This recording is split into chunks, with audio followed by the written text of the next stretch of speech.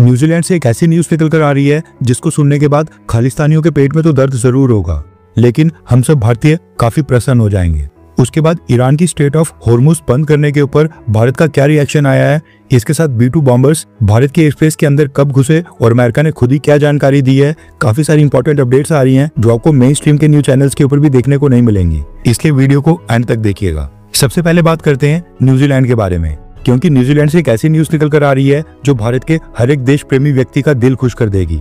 Exact news क्या है वो बताने से पहले आप न्यूजीलैंड के जो ये इंडिजिनियस लोग हैं इनके ऊपर नजर डालें, जिनको माओरी कहा जाता है। अर्ली 1800s में जब ब्रिटिशर्स न्यूजीलैंड आए थे उस समय ब्रिटिश क्राउन ने इन्हीं माओरी चीफ्स के साथ ही ट्रीटी साइन की थी। अभी जो माओरी कम्युनिटी है ये न्यूजीलैंड के सबसे पुराने सेटलर्स माने जाते हैं। ब्रिटिशर्स के आने के बाद एपिडेमिक और सोशल अनरेस्ट की वजह से इनकी पॉपुलेशन न्यूजीलैंड में काफी कम हो गई थी, लेकिन आज भी न्यूजीलैंड के अंदर तकरीबन 20% पॉपुलेशन माओरी कम्युनिटी की है। ये लोग हाका यानी कि सेरेमोनियल वॉर डांस के लिए जाने जाते हैं। अभी जो न्यूजीलैंड की इंडिजिनियस माओरो कम्युनिटी है ये लोग अब खालिस्तान के विरोध में और भारत के पक्ष में आकर खड़े हो गए हैं। सबसे पहले आप ये वीडियो देखिए जो न्यूजीलैंड से निकल कर आ रही है। इस वीडियो में आप साफ देख सकते हैं कि न्यूजीलैंड के माओरी कम्युनिटी के लोग वॉर डांस कर रहे हैं और दो लोगों ने खालिस्तान का पीले कलर का फ्लैग भी हाथ में पकड़ा हुआ है।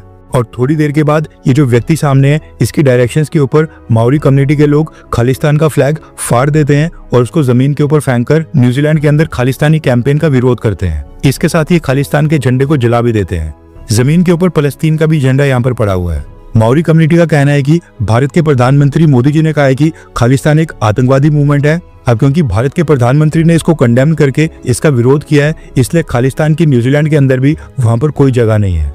यानी कि अब न्यूजीलैंड में रह रहे 1-2% खालिस्तानियों को खालिस्तान की जो सनक थी अब माओरी कम्युनिटी के लोग भी इनसे दुखी आ गए हैं। दरअसल पिछले कुछ सालों से क्या हो रहा है कि सिख फॉर जस्टिस और कई खालिस्तानी एलिमेंट्स ऑस्ट्रेलिया, ब्रिटेन और अमेरिका के बाद अब न्यूजीलैंड के अंदर भी खालिस्तानी कैंपेन को जोरों शोरों से बढ़ा रहे हैं। वायलेंट प्रोटेस्ट करके वायलेंस करने की कोशिश करते हैं। लंबी लंबी रैलीज निकाली जाती हैं, रेफरेंडम करवाए जाते हैं, पूरी सिटीज के ट्रैफिक को डिस्टर्ब किया जाता है, खालिस्तान के झंडे को फहराया जाता है। प्रोटेस्ट भी ऐसा जिसका न्यूजीलैंड के लोगों का कोई लेना देना नहीं है।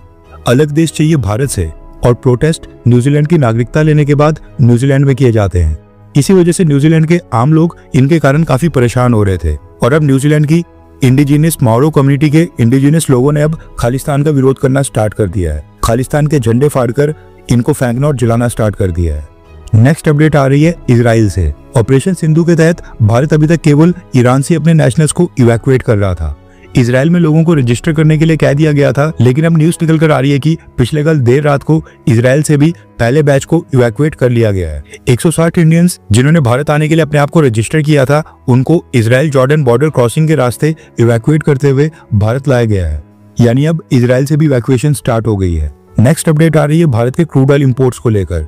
जैसा कि पिछले कल हमने आपको बताया था कि अमेरिका की बॉम्बिंग्स के बाद अब ईरान की नेवी ने अनाउंस किया है कि वो स्ट्रेट ऑफ हॉर्मुज को क्लोज कर रहे हैं और यहाँ से वो एक भी शिप या फिर ऑयल एंड गैस टैंकर को क्रॉस होने नहीं देंगे। अब जैसी ये न्यूज आई उसके तुरंत बाद भारत के न्यूज चैनल्स ने कवर करना स्टार्ट कर दिया कि भारत भी मिडिल ईस्ट से 40% क्रूड ऑयल इंपोर्ट करता है। ऐसे में ईरान का स्ट्रेट ऑफ हॉर्मुज को बंद करना भारत की एनर्जी सिक्योरिटी के लिए भी काफी डिजास्टर्स होगा और इससे भारत को काफी नुकसान होगा। लेकिन अब भारत के union minister of petroleum and natural gas Hardeep Singh Puri sir ने खुद ही मीडिया को संबोधित करते हुए क्लियर किया है कि ईरान चाहे स्ट्रेट ऑफ हॉर्मुज को बंद कर दे या मिडिल ईस्ट में कोई और इमरजेंसी आ जाए, भारत सरकार ने इन चीजों की तैयारी कई सालों पहले ही कर दी थी। हरदीप सिंह पुरी ने अपनी स्टेटमेंट में बोला है कि पिछले 2 हफ्तों से मिडिल ईस्ट में बदलते हुए जियोपॉलिटिकल हालात के ऊपर हमारी पूरी नजर है। प्रधानमंत्री नरेंद्र मोदी की लीडरशिप में भारत ने पिछले कुछ सालों के अंदर ही अपनी क्रूड ऑयल और नेचुरल गैस की सप्लाई चेन्स को डाइवर्सिफाई कर दिया है, जिसके बाद अब भारत की बड़ी मात्रा में ऑयल सप्लाई और कंसाइनमेंट्स स्ट्रेट ऑफ हॉर्मुज के रास्ते आते ही नहीं है। इसके साथ ही जो भारत की ऑयल मार्केटिंग कंपनीज हैं उनके पास कई हफ्तों की ऑयल एंड गैस सप्लाईज इस समय पहले से अवेलेबल है। यानी कि अगर अचानक से क्रूड ऑयल या गैस इंटरनेशनल मार्केट में बिकना बंद भी हो जाए तो हमारे पास जो रिजर्व्स हैं उनसे हम कुछ हफ्ते निकाल सकते हैं। पेट्रोलियम मिनिस्टर हरदीप सिंह पुरी ने आगे कहा कि अभी भी भारत को बाकी के अलग अलग रूट से एनर्जी सप्लाई लगातार मिल रही है।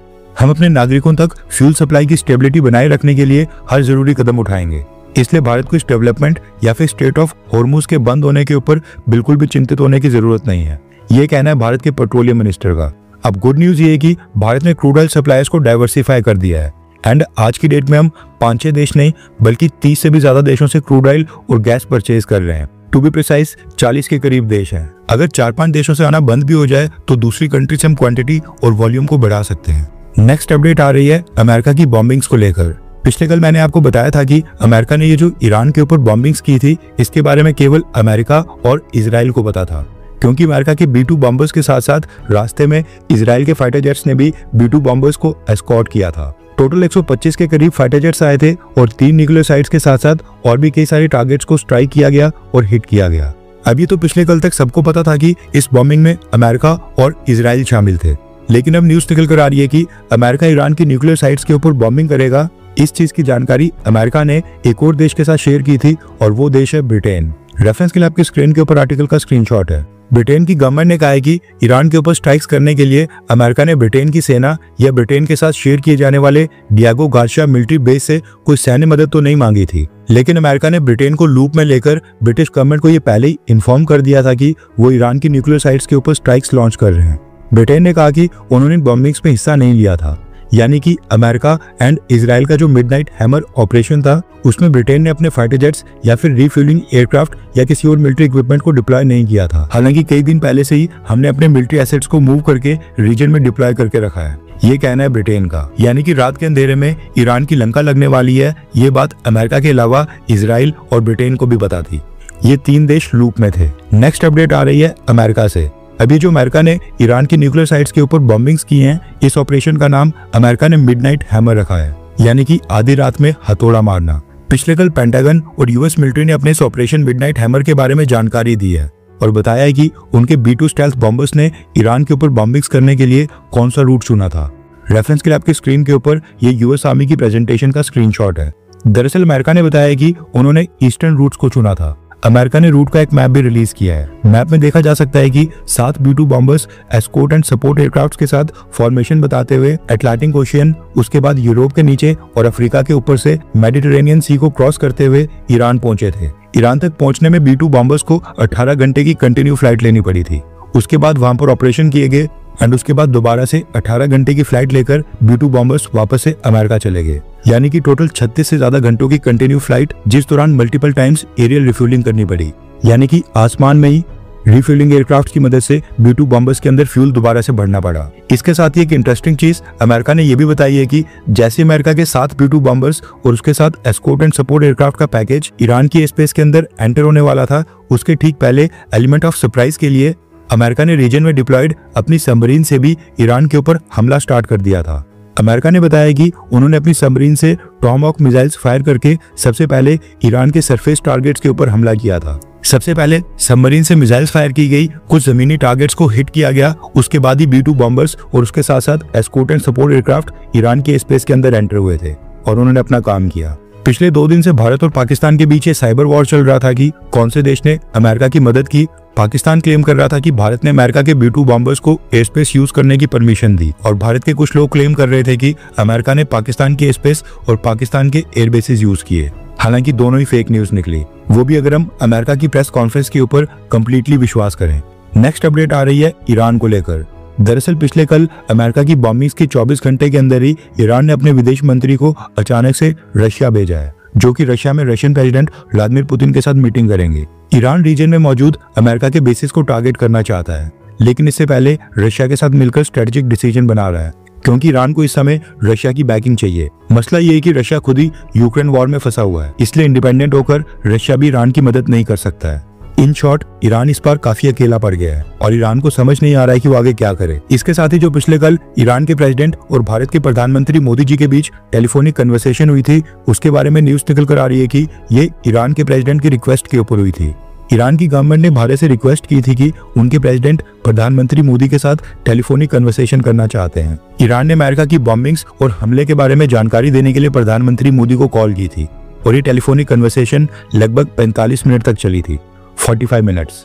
हर 24 घंटे के अंदर जियोपॉलिटिक्स में बड़े फेरबदलाव और उलटफेर हो रहे हैं और भारत के लिए नए चैलेंजेस आ रहे हैं। कोई देश अपने फैसले से पलट रहा है तो कोई देश ब्लैकमेलिंग के ऊपर उतर आया है। सभी देश एक दूसरे को नीचे लगाने की कोशिश कर रहे हैं। इन सब के बीच हमारा भारत किसी भी देश से पीछे न रह जाए, इसके लिए मोदी सरकार लगातार कोशिशें कर रही है। एंड भारत की foreign policy, defence news, economy और ग्लोबल अफेयर्स का सही एनालिसिस हमारे चैनल इंडियन अफेयर्स का मिशन है और ये मिशन आपके सपोर्ट के बिना अधूरा है।